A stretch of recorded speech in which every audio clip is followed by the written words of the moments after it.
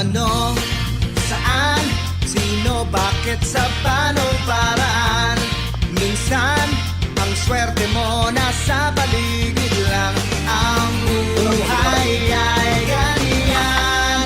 Nasa palad mo ang pagbabago ng takbo.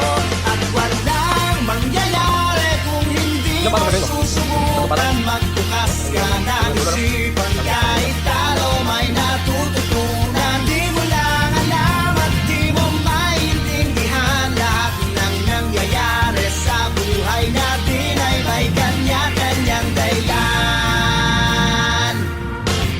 Pepito Manaloto, swerte mo ay todo-todo. Napunta sa'yo lahat ng pweras sa mundo. At pag-ukol-tukol ang kay Pedro ay kay Pedro. Pero ang kay Pepito, tiyak pa na